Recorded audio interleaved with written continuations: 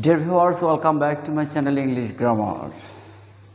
Dear viewers, আমরা বেশ কয়েকটি ক্লাস ধরে সিম্পল কমপ্লেক্স কম্পাউন্ড সম্পর্কে আলোচনা করে আসছি এবং সেগুলো ট্রান্সফর্ম করতে শিখছি, যার ধারাবাহিকতায় আজকে কমপ্লেক্স সেন্টেন্সকে কিভাবে খুব সহজে কম্পাউন্ড করা যায় সে কৌশলগুলো আয়ত্ত করব।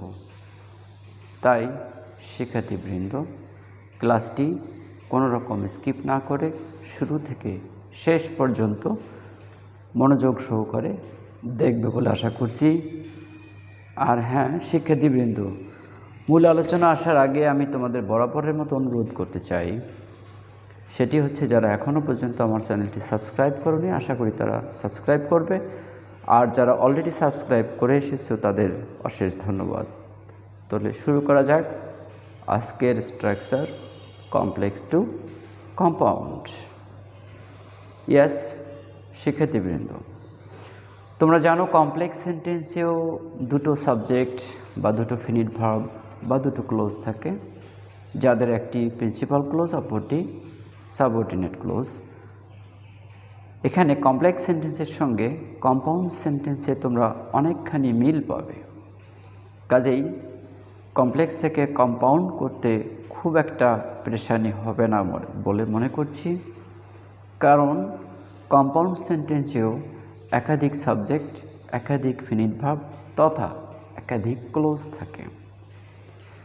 কমপ্লেক্স সেন্টেন্সের ক্ষেত্রে অনেক ধরনের কনজাংশন বা রিলেটিভ প্রোনাউন বা কনজাংশনাল ফ্রেজ ব্যবহৃত হয়, কিন্তু কম্পাউন্ড সেন্টেন্সে হাতে গোনা কয়েকটি কনজাংশন বা কনজাংশনাল ফ্রেজ আসে। তার মধ্যে অন্যতম অ্যান্ড বাট। আর এই অ্যান্ড বাটের মধ্যে আবার যদি আমরা ভাগ করি 100-র মধ্যে, তাহলে কি দাঁড়াতে পারে? বলা যায় 90। হ্যাঁ, অ্যান্ড হলো 90% আর বাট হচ্ছে 10%। অর্থাৎ আমরা অধিকাংশ ক্ষেত্রে ধরেই নিতে পারি যে কম্পাউন্ড সেন্টেন্সের যে ক্লোজ দুটো হবে, এর ক্লোজ দুটো প্রত্যেকটি কি প্রিন্সিপাল ক্লোজ, এবং এই প্রিন্সিপাল ক্লোজ দুটো অধিকাংশ ক্ষেত্রে কনজাংশন অ্যান্ড দ্বারা যুক্ত থাকে বা বাট দ্বারা যুক্ত হতে পারে। কেমন? তো দেখা যাক আজকের যে স্ট্রাকচারের কমপ্লেক্স সেন্টেন্সগুলো রয়েছে, এই স্ট্রাকচারের কমপ্লেক্স সেন্টেন্সকে আমরা কিভাবে কম্পাউন্ড করতে পারি। তাহলে শুরু করা যাক। First one, since it was raining I did not go out. যেহেতু বৃষ্টি হচ্ছিল আমি বাইরে যাইনি। স্বাভাবিকভাবে আমরা এখানকার যে কনজাংশন কি সিন্স, অ্যাজ, বিকজ বা হোয়েন এগুলো আছে সেটা ক্যান্সেল করব, আর জাস্ট কমার জায়গায় কি অ্যান্ড বসাবে নাকি বাট? দেখো দেখি এখানে কোনটা ম্যাচ করে। ইয়াস, সিন্স ইট ওয়াজ রেইনিং, তাহলে সিন্স বাদ ইট ওয়াজ রেইনিং, বৃষ্টি হচ্ছিল, but I did not go out, কিন্তু আমি বাইরে যাইনি। কি এটা অর্থবহ হয় কি? না, হয় না। কারণ এই বাটটা কেবলমাত্র কি বৈপরীত্য দেখাতে, অর্থাৎ বিপরীত ধারণা। যে কারণে যেটা হওয়ার কথা, যে কারণে যে ফল আসার কথা, সেই ফলটি যখন না আসে, উল্টোটা আসে, সেক্ষেত্রে বাট ব্যবহৃত হয়ে থাকে। কিন্তু যে কারণে যা হওয়ার কথা, অর্থাৎ ন্যাচারাল রেজাল্ট, কেমন স্বাভাবিক ফলাফল যদি হয়, সেক্ষেত্রে অবশ্যই আমরা অ্যান্ড ব্যবহার করব। ওকে, তাহলে আমরা জাস্ট কমার জায়গায় অ্যান্ড বসাবো। তাহলে সেন্টেন্সটি কি দাঁড়াচ্ছে? ইট ওয়াজ রেইনিং, বৃষ্টি হচ্ছিল, and I did not go out, এবং আমি বাইরে যাইনি। এখানে অ্যান্ডের সঙ্গে যদি তোমরা আর একটা ওয়ার্ড অ্যাড করো, সো, কেমন দেখায়? And so I did not go out, আর তাই আমি বাইরে যাইনি। তাহলে সেক্ষেত্রে সেন্টেন্সটি আরও বেশি মিনিংফুল হচ্ছে না?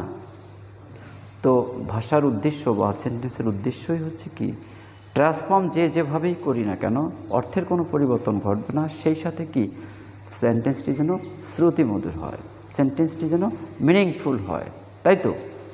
তাহলে আমরা সেটাই করি। কেমন? It, yes, it was raining, it was raining, বৃষ্টি হচ্ছিল। And so I did not go out, আর তাই আমি বাইরে যাইনি। বৃষ্টি হচ্ছিল আর তাই আমি বাইরে যাইনি। দেখো একটি সাবজেক্ট এখানে, এখানে আই একটি সাবজেক্ট যা আগে থেকেই ছিল, জাস্ট আমরা কি করেছি এখানে এই যে কমার জায়গায় কি কনজাংশন হিসেবে এখানে অ্যান্ড ব্যবহার করেছি, তার সঙ্গে ম্যাচ করে সো, অ্যান্ড সো বৃষ্টি হচ্ছিল আর তাই আমি বাইরে যাইনি। Okay, next, as the man was poor, যেহেতু লোকটি গরিব ছিল, he lives in a slum. Sorry, এখানে আছে কি ওয়াজ, কাজেই এখানে অবশ্যই পাস্ট টেন্স হতে হবে। কেমন? Since the man was poor he lived in a slum, যেহেতু লোকটি গরিব ছিল তাই সে কি বস্তিতে থাকতো। এটা কি স্বাভাবিক নয়? এটাই স্বাভাবিক। তো তাই আমরা কি করব, কমার জায়গায় অ্যান্ড বসিয়ে এই ক্লোজ দুটিকে সংযুক্ত করব। তাহলে কি হচ্ছে, the man was poor, the man was poor, লোকটি গরিব ছিল। And so he lived in a slum. Okay, the man was poor, লোকটি গরিব ছিল। And so he lived in a slum, তাই সে বস্তিতে থাকত। Next, when the thief saw the police he ran away. Same is the case here.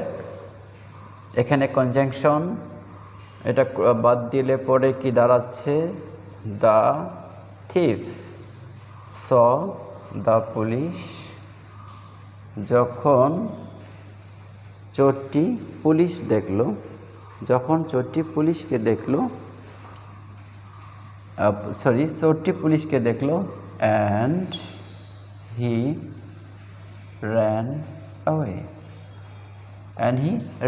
এখানে যেহেতু প্রথম সাবজেক্ট এখানে দ্য থিপ, সেকেন্ড সাবজেক্ট হি, এই সাবজেক্ট দুটো কি একই ব্যক্তিকে নির্দেশ করছে। তো সেক্ষেত্রে আমরা এই সেকেন্ড সাবজেক্টটিকে উজ্জ্বল রাখতে পারি, অর্থাৎ প্রথম সাবজেক্টটিকে আমি কমন সাবজেক্ট হিসেবে রাখতে পারি।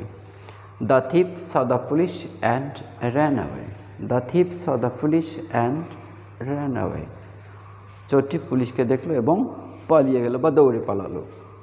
Next, when the weather became foul, যখন আবহাওয়া খারাপ হলো, উই ক্যান্সেল দ্য প্রোগ্রাম, আমরা কর্মসূচি বাতিল করলাম।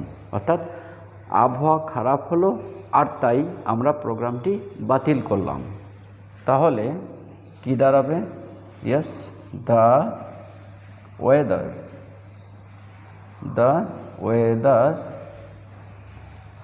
became foul, the weather became foul, আবহাওয়া খারাপ হলো। and so we cancelled the program. ওকে, আবহাওয়া খারাপ হলো এবং আমরা কর্মসূচি কি করলাম? বাতিল করলাম। আমরা কর্মসূচি বাতিল করলাম। তো শিক্ষার্থীবৃন্দ, next sentence, most of our farmers can not grow good crops, আমাদের অধিকাংশ কৃষক ভালো ফসল উৎপাদন করতে পারেন না। বিকজ দে আর ইলিটারেট, কারণ তারা নিরক্ষর। আর যারা নিরক্ষর তারা তো বৈজ্ঞানিক চাষাবাদ পদ্ধতি জানেন না, তাই স্বাভাবিকভাবেই তারা খুব ভালো ফসল উৎপাদন করতে পারেন না। তো শিক্ষার্থীবৃন্দ, তাহলে একদিকে তারা ভালো ফসল উৎপাদন করতে পারেন না, আরেকদিকে তারা নিরক্ষর। কারণ কোনটি? দেওয়াই আছে কি, বিকজ দে আর পুয়ার, আচ্ছা সরি ইলিটারেট, কারণ তারা নিরক্ষর। তো অবশ্যই কি কারণটি আগে আসা উচিত। তার মানে হচ্ছে এই কারণবোধক ক্লোজ কমপ্লেক্স সেন্টেন্সে পরেও থাকতে পারে, কিন্তু কম্পাউন্ড করার সময় কি করতে হবে? এই কারণবোধক ক্লোজটিকে সামনে নিয়ে আসতে হবে। কি সেটা কি বিকজ সহ নিয়ে আসবে? অবশ্যই না। ওই কনজাংশনটি ক্লিয়ার করতে হবে, ডিলিট করে দিতে হবে। এখন কথা হচ্ছে, তাহলে বিকজটা ডিলিট করে দিলাম, দে আর পুয়ার, তাহলে কীভাবে লিখব? দে আর ইলিটারেট, তারা নিরক্ষর। And most of our farmers, কি প্রোনাউনের পরিবর্তে নাউন ব্যবহার করবে? নিশ্চয়ই না, নাউনের পরিবর্তে প্রোনাউন ব্যবহার করবে। তাহলে আমি কি এই প্রোনাউন দের জায়গায় নাউনটিকে নিয়ে আসবো, আর সেই নাউনটি কি? মোস্ট অফ আওয়ার ফার্মার্স, তাই না? মোস্ট অফ আওয়ার ফার্মার্স, তাহলে মোস্ট অফ আওয়ার ফার্মার্স, আমাদের অধিকাংশ কৃষক কি এরপর, অর্থাৎ এই দের পরিবর্তে most of our farmers are illiterate, আমাদের অধিকাংশ কৃষক নিরক্ষর। And so, yes, and so they, এখন আমি দে লিখলাম, এটার নাউন তো আগে লিখেছি, নাউনের পরিবর্তে প্রোনাউন আসলো they. And so they can not grow good crops, okay, can not grow good crops. তাহলে কি হলো? আমাদের অধিকাংশ কৃষক নিরক্ষর, and so they can not grow good crops, এবং আর তাই তারা ভালো ফসল উৎপাদন করতে পারেন না। Our school sits when it is 8 AM, এখানে ক্লোজটি হচ্ছে কি? হোয়েন ইট ইজ 8 AM, আমাদের স্কুল বসে কখন? যখন 8টা বাজে। এই হোয়েন ক্লোজ অর্থাৎ টাইম ক্লোজ, এই টাইম ক্লোজটিকেও আমরা প্রথমে লিখব, সেক্ষেত্রে অবশ্যই হোয়েনটিকে বাদ দিব। তাহলে কি আসছে? ইট is 8 AM and our school sits, okay, it is 8 AM, এখন 8টা বাজে, অ্যান্ড আওয়ার স্কুল সিটস, এবং আমাদের স্কুল বসে, অর্থাৎ টাইম নির্দেশক ক্লোজকেও আমরা কি আগে লিখব, তারপরে কনজাংশন হিসেবে অ্যান্ড নিব, এরপরে অপর ক্লোজটি বসাবো। Clear? Next, when it is summer, দেখো এখানেও কিন্তু time clause, mangoes get ripe. তো তাহলে কি ইট ইজ সামার তো আগে দেওয়াই আছে, আর কনজাংশন হোয়েনটি বাদ যাচ্ছে, তাহলে কি দাঁড়ালো? ইট is summer, it is summer and mangoes get ripe, and mangoes get ripe, অর্থাৎ বর্ষাকাল, গ্রীষ্মকাল, অ্যান্ড ম্যাঙ্গোস গেট রাইপ, এবং এখন কি আম পাকে। আচ্ছা, তবে it is summer and mangoes get ripe, এইটি এখানে জাস্ট মনে রাখার বিষয় হচ্ছে কি, যে টাইম ক্লোজটি আগে আসবে, আর আগের ক্লোজটি কি পরে ব্যবহার করতে হবে, কনজাংশন হোয়েন বাদ যাবে। Next, when I was reading, এখানে সেন্টেন্সটি হওয়ার কথা ছিল, হোয়েন আই ওয়াজ রিডিং, আমি যখন পড়ছিলাম, মাদার কল্ড মি, মা তখন ডেকেছিল। এখন মা, তার মানে কি আমার পড়ার সময় মা আমাকে ডেকেছিল, অর্থাৎ আমি পড়ছিলাম আর তখন মা আমাকে ডেকেছিল। কিন্তু এখানে কোনো সময় নির্দেশক, দেখো হোয়েন আই ওয়াজ রিডিং, আমি যখন পড়ছিলাম, এখানে আগের মতো এখানে 8 AM বা সামার, এই সময় নির্দেশক কোনো শব্দ বা শব্দগুচ্ছ কিন্তু এখানে দেয়া নেই। এক্ষেত্রে আমরা কি করব, অর্থাৎ যে ক্লোজ দ্বারা সময় নির্দেশ করা বোঝাচ্ছে, কিন্তু সরাসরি সময় নির্দেশক কোনো শব্দ বা শব্দগুচ্ছ থাকছে না, ঠিক আছে?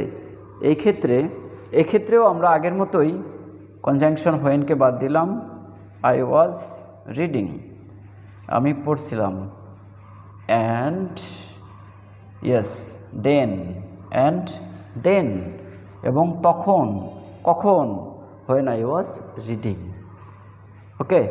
তাহলে when I was reading and then, আমি পড়ছিলাম, এবং কখন, যখন আমি পড়ছিলাম।